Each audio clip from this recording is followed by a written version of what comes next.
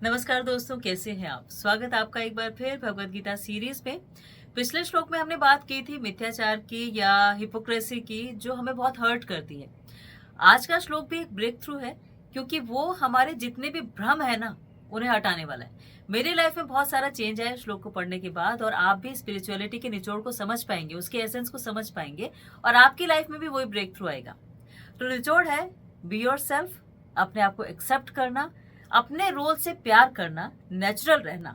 और इसी से ही हमारा दिमाग इतना मजबूत हो जाता है कि हम बाहर की आवाज को सुने बिना अपने अंदर की आवाज को सुन पाते हैं। और यही स्पिरिचुअलिटी है कि हम अपने आप से कनेक्ट हो पाए, अपने आप को समझ पाए। इसे समझने के लिए मान लीजिए कि आप इतना समझिए कि आप एक बड़े से स्टेज पे हैं और आपको एक रोल मिला है, और उस रोल को आपको पूरी ईमानदारी से निभाना है। क्योंकि आप और जितने भी एक्टर्स हैं सब ईमानदारी से निभाएंगे तो एपिसोड हिट हो जाएगा। हिट हो जाएगा तो जितने भी एक्टर्स हैं उनकी ग्रोथ पक्की हो जाएगी, उन्हें नए ऑफर्स आएंगे। स्पिरिचुअलिटी भी यही कहती है कि आपका जो वर्ण है, जो आश्रम है, उसे आप ईमानदारी से निभाइए। उसी से आप में इतनी प्योरिटी आएगी कि आपको आपकी लाइफ का पर्पस अपने आप समझ में आएगा, आपके अंदर से आपको इंस्पिरेशन मिल जाएगी। अर्जुन के लिए भी भगवान यही कह रहे हैं कि तुम संन्यास नहीं ले सकते, क्योंकि तुम्हारा रोल ये है ही नहीं। तुमने अपना रोल ईमानदारी से निभाया नहीं, तो तुम्हारे अंदर प्योरिटी है नहीं, और प्योरिटी है नहीं तो फिर तुम आगे कैसे बढ़ सकते हो। तो ये जो अर्जुन का कंफ्यूजन था कि क्षत्रिय होने का रोल मैं ना निभाऊं, क्योंकि युद्ध करना ड्यूटी है, लेकिन इससे इतनी वायलेंस है, मैं संन्यास ले लेता हूँ और उसी से मुझे मेंटल पीस मिल जाएगी। हमें भी ऐसे लगता है कि हम गृहस्थी की जिम्मेवारी छोड़ दें, पैसा ना कमाएं, प्रमोशन के लिए ओवर टाइम ना करें, ऑफिस ना जाएं, या अपनी ये जो रोल्स मिले हैं उन्हें ना निभाएं, तो इससे हम ज्यादा एलिवेट हो पाएंगे, क्योंकि हम फिर सिर्फ भगवान की भक्ति कर सकते हैं और कुछ करने की जरूरत नहीं है। लेकिन इससे कभी ऐसा होगा नहीं, क्योंकि अंदर से हम चेंज नहीं होंगे। तो भगवान ये इस श्लोक में बता रहे हैं कि फोकस करो अपने ऊपर, एक्सेप्ट करो उसे, अपनी सोशल पोजीशन चेंज मत करो, जो हो जैसे हो वहीं रहो। और वहां रहकर जब तुम धीरे धीरे धीरे धीरे एलिवेट होगे, तो तुम अपने आप ग्रो कर लोगे स्पिरिचुअलिटी में। और इसके लिए एग्जाम्पल देते हैं कि सड़क पर ईमानदारी से सफाई करने वाला व्यक्ति उस ढोंगी ध्यानी से कहीं बेहतर है, जो केवल जीविका कमाने के लिए ध्यान करता है। तो इसके लिए अब क्या करना है, इसके लिए एक एग्जाम्पल और लेते हैं। एक जो वेब सीरीज का एग्जाम्पल है कि एस्पिरेंट्स एक वेब सीरीज थी जिसमें तैयारी की बात थी। तो वो तैयारी के लिए जो एस्पिरेंट्स थे, जो आईएएस करने आते हैं, वो इतने ज्यादा डेडिकेटेड होते हैं कि गांव से निकल कर आते हैं लेकिन गांव भूल जाते हैं। आंखें थकी होती हैं लेकिन किताबों में धसी रहती हैं। धैर्य बिल्कुल नहीं छोड़ते, डिस्ट्रैक्ट नहीं होते, अपना पर्पस नहीं भूलते, जो करना है उसे पूरे डेडिकेशन से करते हैं। अपने जो सब्जेक्ट चूज किए उन्हें अपनी गर्लफ्रेंड मान लेते हैं, और वो गर्लफ्रेंड के साथ ही टाइम ज्यादा स्पेंड करते हैं, उसी से प्यार करने लगते हैं और उसी से अपना बेस्ट कर पाते हैं। तो यही बेस्ट करना उन्हें एक सफोकेशन से बताता है, उन्हें अटकाता नहीं है, उन्हें उनके गोल के लिए हमेशा फोकस्ड रहता है।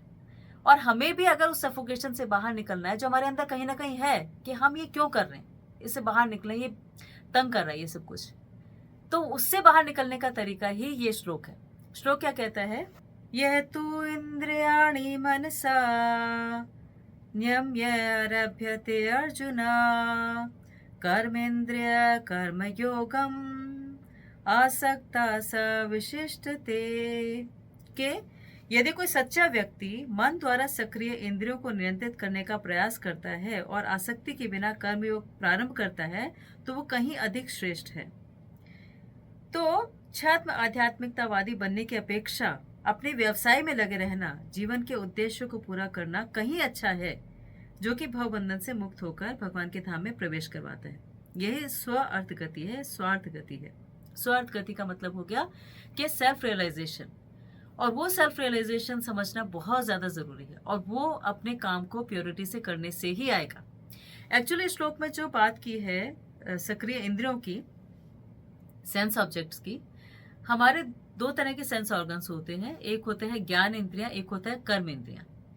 अब भगवान यहाँ ये बोलते हैं कि जब तक तुम दोनों में एक कंट्रोल नहीं लेकर आते, तब तक तुम प्योरिटी नहीं पा सकते। और कंट्रोल लाने के लिए तुम्हें कुछ नहीं करना, तुम्हें अपने रोल को ही ठीक से निभाना है, उसी में रेगुलेटेड होना है, उसे सिंसेरिटी से करना है, उसमें डिसिप्लिन लेके आना है। डिसिप्लिन लाने का क्या मतलब हो गया कि मान लीजिए जो हमारी ज्ञानेंद्रियां हैं, ज्ञानेंद्रियां 5 होती हैं, जिसे कहते हैं आंख, कान, नाक, जीभ, त्वचा। तो ये ज्ञानेंद्रियां हमें कोई भी इंफॉर्मेशन लेके आती, ज्ञान लेके आती है हमारे लिए। ज्ञान का मतलब हो गया कि आंख हमें बताएंगी कोई चीज बहुत सुंदर है, कान हमें बताएंगे कि सुनने में बहुत मेलोडियस है, नाक बताएगी स्मेल बहुत अच्छी है, और जीभ बताएगी कि ये टेस्ट बहुत अच्छा था, और त्वचा बताएगी स्पर्श बहुत अच्छा है, ये टच करना बहुत अच्छा है। अब ये इंफॉर्मेशन हम तक पहुंच गई, इंफॉर्मेशन सेंटर ज्ञानेंद्रिया। कर्म इंद्रिया होती हैं एक्शन सेंसेस। एक्शन सेंसेस का मतलब हाथ, पैर, हमारे सेंस ऑर्गन्स और हमारी जीभ, ये 5 होती। तो जब हमें ज्ञान मिला, हमें नॉलेज मिली, नॉलेज से हम एक्शन करना शुरू कर देते हैं कि अच्छा वो स्मेल बहुत अच्छी है, वहां जाना चाहिए।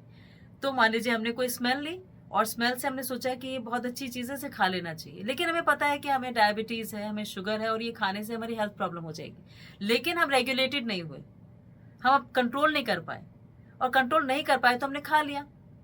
तो वो रेगुलेशन सीखना इंपॉर्टेंट है, ये भगवान बता रहे हैं। अर्जुन के लिए कैसे ये इंपॉर्टेंट था कि अर्जुन क्षत्रिय थे। क्षत्रिय होने के नाते जो अर्जुन की ज्ञानेंद्रियां हैं, आंख, कान, नाक, जीभ, त्वचा, वो अर्जुन को उसके रोल के लिए क्या बोलेंगी, उनके रोल के लिए कि तुमने किसी को देखा जो बहुत असहाय है, तो तुम्हें उसके लिए शस्त्र उठा लेना चाहिए। तुम्हें किसी ने ललकारा तो तुम्हें पीछे नहीं भागना चाहिए, तुम्हें उसके लिए लड़ाई करने के लिए आगे जाना चाहिए। तुम्हें कोई अगर चैलेंज कर देता है तो तुम्हें उसे हराना चाहिए। ये अर्जुन की ज्ञानेंद्रियां हैं। और कर्मेंद्रियां यानी एक्शन अर्जुन का ऐसा होगा। तो अर्जुन अगर सन्यास ले लेते हैं तो फिर वो सन्यासी होकर एक ढोंगी सन्यासी होंगे, क्योंकि जैसे उन्हें कोई ललकारेगा, जैसे कोई पुकारेगा, जैसे किसी असहाय को देखेंगे, उनको इमीडिएटली लगेगा कि मुझे उसे हेल्प के लिए जाना चाहिए। तो जो रोल सन्यासी का था कि वो भिक्षा मांग के जी लेते हैं, वो सिर्फ ज्ञान दूसरों को देते हैं, उन्हें किसी से कोई मतलब नहीं है, वो कभी हथियार नहीं उठाते, वो रोल अर्जुन निभा नहीं पाएंगे। तो भगवान ये कहते हैं कि तब तुम्हारे अंदर प्योरिटी तो होगी नहीं सन्यासी होने की, तो तुम एक ढोंगी सन्यासी हो जाओगे। इससे बेटर है कि बी योरसेल्फ, यानी अपने आप को एक्सेप्ट करो, तुम क्षत्रिय हो, और क्षत्रिय होने के नाते तुम्हारा ये धर्म है, और उसे तुम अच्छी तरह से निभाओ। क्योंकि सोसाइटी ऐसे ही चल सकती है कि जो जिसका रोल है उसको अच्छी तरह से निभाए। अब क्षत्रिय का रोल क्षत्रिय नहीं करेंगे तो सोसाइटी को प्रोटेक्ट कौन करेगा? इसीलिए अर्जुन को क्षत्रिय का रोल ही निभाना चाहिए अभी।